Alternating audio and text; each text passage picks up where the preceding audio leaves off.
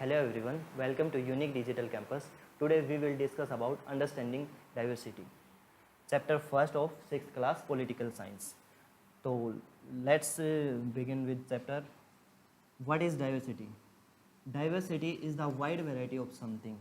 Diversity basically meaning अनेकता, wide variety of something, जिसमें बहुत सारी वैरायटी आ जाए, वहाँ पे हम डाइवर्सिटी को लेके आएंगे. जैसे अगर we will discuss about Indian perspective, इसमें हम पहला देखेंगे कि रिलीजन, इंडियन पर्सपेक्टिव के हिसाब से रिलीजन को लेके आएंगे तो पहला एस्पेक्ट बनता है डाइवर्सिटी का रिलीजन, जिसमें रिलीजन का क्या होता है कि हमें पता है कि अपना जो भारत है, इंडिया है, इसमें बहुत सारे रिलीजन रहते हैं, मल्टीपल रिलीजन रहते हैं. जैसे कि अगर 8 जो मेजर रिलीजन है अपने वर्ल्ड में, 8 मेजर रिलीजन है, वैसे तो बहुत सारे हैं लेकिन 8 मेजर रिलीजन है और ये 8 के 8 हमारे इंडिया में पाए जाते हैं. तो ये बहुत ही डाइवर्स कल्चर को दिखाता है विद पर्सपेक्टिव ऑफ रिलीजन. जैसे कि हिंदू भी रहते हैं, मुस्लिम भी रहते हैं, सिख भी रहते हैं, क्रिश्चियन भी रहते हैं और बुद्धिस्ट भी रहते हैं, जैन भी रहते हैं. तो ये बहुत सारे हैं जो कि अपने इंडिया में आपको देखने को मिलेगा. रिलीजन, बहुत सारे रिलीजन है, तो ये रिलीजन का पर्सपेक्टिव पे बहुत सारी डाइवर्सिटी हमें देखने को मिलेगी. सेकंड पर्सपेक्टिव की हम बात करते हैं रीजन के बेस पे. रीजन के बेस पे हम डाइवर्सिटी कैसे देखने को मिलेगी. जैसे इंडिया में आप लोगों सबको पता है कि हम, जैसे कि ये माउंटेन्स हैं, यहाँ पे माउंटेन्स हैं, ये JNK वाला पोर्शन आ गया, लद्दाख वाला पोर्शन आ गया, ये यहाँ अपना नॉर्थ ईस्ट का पोर्शन आ गया. यहाँ पे हिली एरियाज़ हैं, यहाँ पे एग्रीकल्चर बहुत ही कम है क्योंकि हिलीज एरिया है यहाँ पे.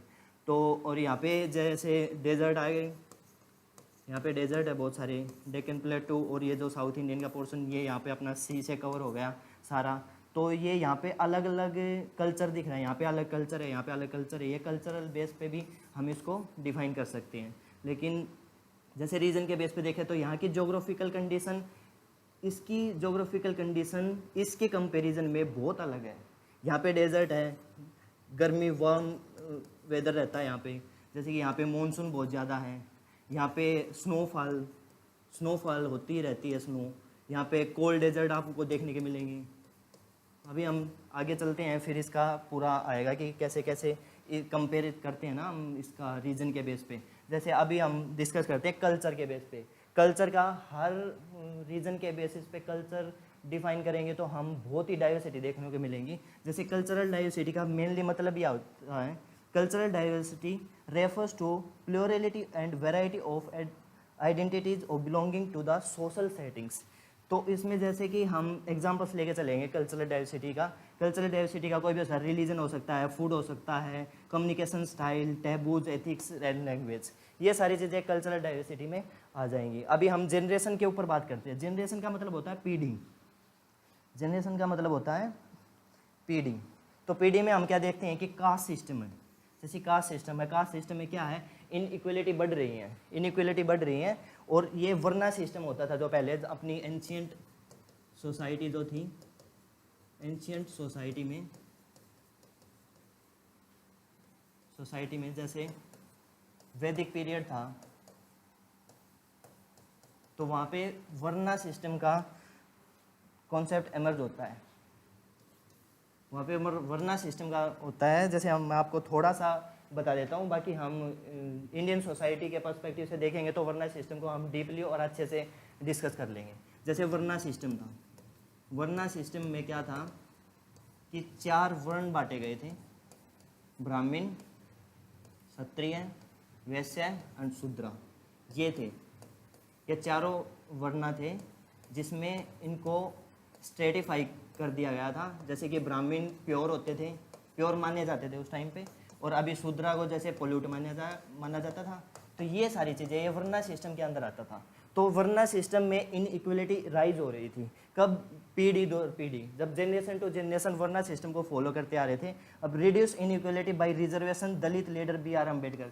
जैसे आप सभी को पता है BR अम्बेडकर सर जो थे, उन्होंने इनइक्वलिटी के उसमें, और दलित लीडर थे, तो उन्होंने काफ़ी इनइक्वलिटी के लेके काफ़ी काम किया है.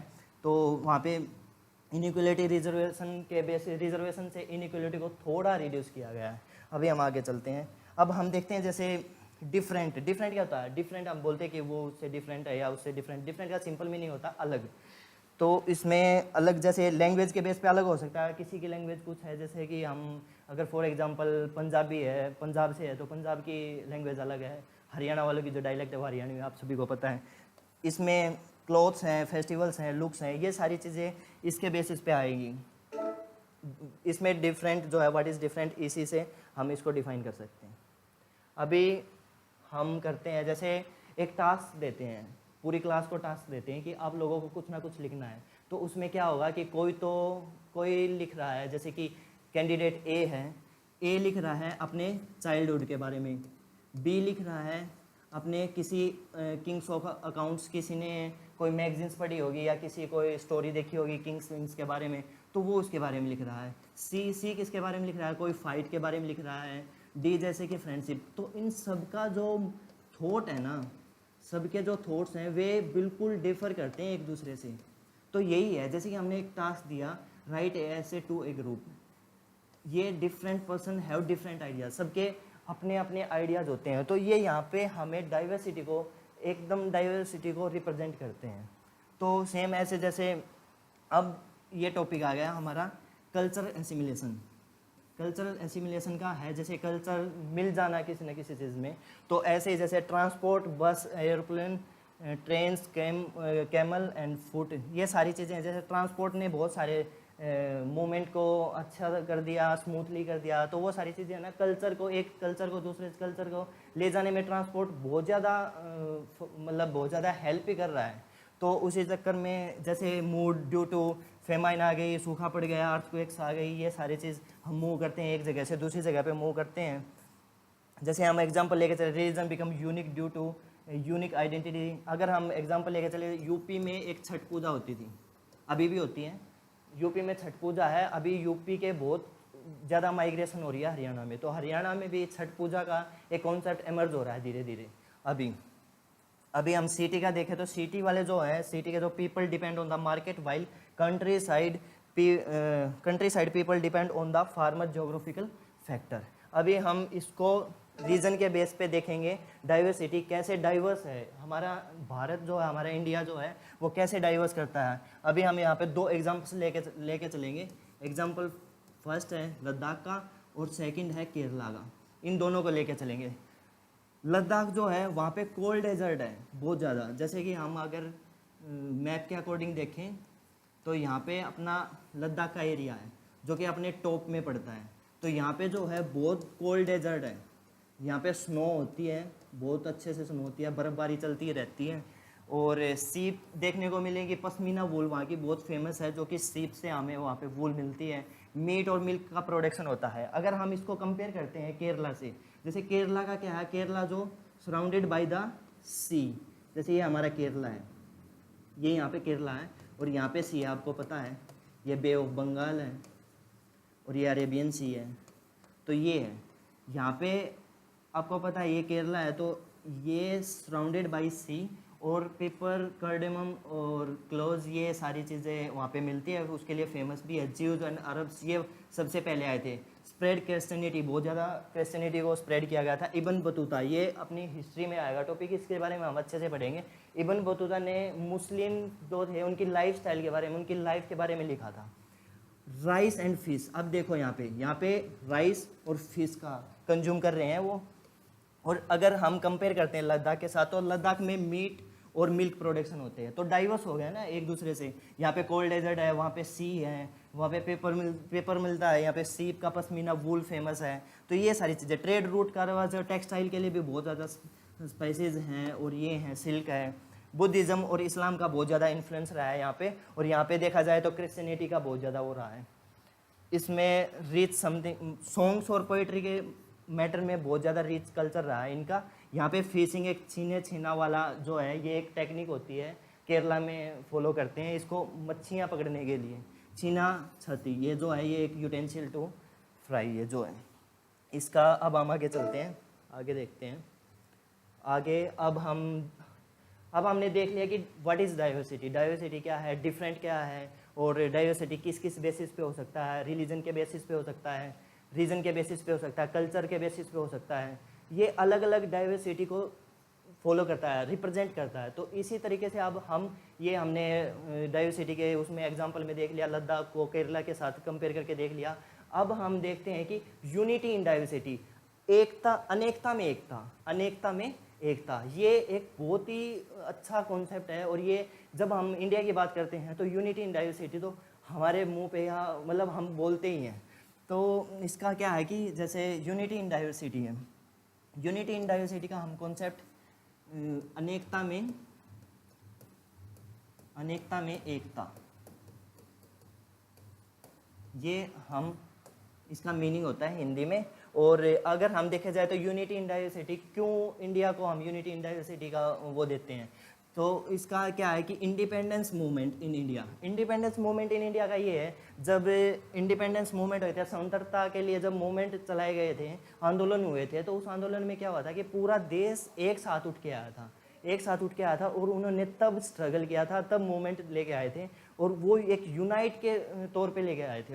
यूनाइट हो गए थे सारे जो भी इंडिया के जो पीपल थे, फ्रीडम स्ट्रगल, फ्रीडम फाइटर जो भी थे, तो उन्होंने इंडिया के लिए एक यूनाइट होकर काम किया। तो इंडिपेंडेंस मूवमेंट इन इंडिया ने बहुत ही अच्छा काम किया है। एक डिवाइड एंड रूल आया था, ब्रिटिशर लेके आए थे हमारे यहाँ पे, कि देश को तोड़ने वाला, ये फेल हो गए थे, क्योंकि हमारे यहाँ पे डाइवर्सिटी है, उनको पता है कि डाइवर्सिटी है, कास्टिज्म का बहुत ज़्यादा वो है, कास्ट सिस्टम बहुत अच्छे से यहाँ पे प्रिवेल कर रहा है। तो इसी बेसिस पे उन्होंने सोचा कि हम डिवाइड एंड रूल को सक्सेस कर पाएंगे। लेकिन डाइवर्सिटी के साथ साथ हमारा जो इंडिया है वो यूनाइट भी है। और ये जैसे कि ब्रिटिशर्स ने जो ये आए थे तो उन्होंने ये डिवाइड एंड रूल का कॉन्सेप्ट लेके आए, तो वो भी फेल हो गया था, क्योंकि इंडिया यूनाइट भी है डाइवर्सिटी के साथ साथ। तो ये डायरेक्टली यूनिटी इन डाइवर्सिटी का जो कॉन्सेप्ट है ना, उनको रिप्रेजेंट करता है बहुत अच्छे से।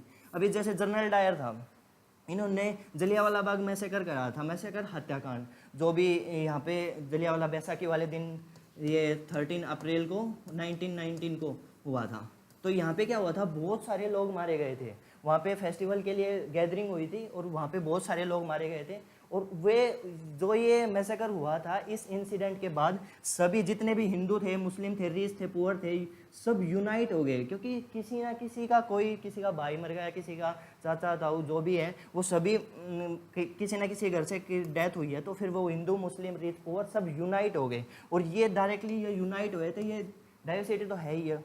अब सॉन्ग्स और सिंबल्स, एंथम, एंथम है जैसे अपना नेशनल एंथम है, तो उसमें क्या होगा, या यहाँ बैठा कोई व्यक्ति है, या यहाँ पे बैठा कोई है, या यहाँ पे बैठा वो है, तो उनके लिए, सबके लिए जो फीलिंग्स होती है ना, नेशनलिज्म की फीलिंग्स होती हैं, वो सारी, जैसे इसके लिए एंथम सब खड़े होते हैं, वो इसी वजह से है, ये सारी चीज़ यूनाइट करती है। अब सॉन्ग्स के लेके चलें, सारे जहाँ से अच्छा हिंदुस्तान हमारा, तो ये जो सॉन्ग्स है ये हिंदुस्तान मतलब अपना पूरे इंडिया को रिप्रेजेंट करता है। तो ये भी हमारी यूनिटी इन डाइवर्सिटी के ऊपर डायरेक्टली रिप्रेजेंट करता है। तो ब्रिंग नेशनल मच क्लोजर, अब जवाहरलाल नेहरू ने एक बुक लिखी थी, डिस्कवरी ऑफ इंडिया, और डिस्कवरी ऑफ इंडिया, और जवाहरलाल नेहरू ने क्या बोला था, यूनिटी इन डाइवर्सिटी जो था उन्होंने फ्रेज किया था, यूनिटी फ्रॉम विद इन। अभी अपना चैप्टर कंप्लीट हो गया, अंडरस्टैंडिंग डाइवर्सिटी। आई होप आप सभी को समझ में आएगा। हम थोड़ा सा रिकॉल कर लेते हैं, हमने क्या क्या सीखा आज। अंडरस्टैंडिंग डाइवर्सिटी का हमने चैप्टर आज कंप्लीट किया है, और उसमें डाइवर्सिटी का, व्हाट इज़ डाइवर्सिटी, अनेकता क्या है, उसमें वाइड वैरायटी ऑफ समथिंग, उसमें वो अलग अलग एस्पेक्ट पे हो सकता है, रीजन के बेस पे हो सकता है, कल्चर के बेस पे हो सकता है, और रिलीजन के बेस पे हो सकता है, जो कि हम अपने इंडिया में देख रहे हैं। रिलीजन भी बहुत सारे हैं, रीजन अलग अलग रीजन है, अलग अलग, और कल्चर भी बहुत डिफर करते हैं अपने यहाँ पे। लद्दाख और केरला का हमने एग्जांपल लेकर दोनों को कंपेयर करके हमने देखा कि इंडिया में कैसे डाइवर्सिटी को हम वो कर रहे हैं, मतलब कि एक यूनाइट कर रहे हैं, कैसे यूनाइट कर रहे हैं। तो वहीं से एमर्ज होता है यूनिटी इन डाइवर्सिटी, और हमने अच्छे से देखा कि यूनिटी इन डाइवर्सिटी का कॉन्सेप्ट क्या होता है। ये सारी चीज़ें, ये हमने ये इवेंट देखा, ये भी इवेंट हुए हैं, तो उसके बेसिस पे यूनिटी इन डाइवर्सिटी का काफ़ी अच्छा हुआ। थैंक यू सो मच, और आप बने रहिए, सीखते रहिए। Thank you.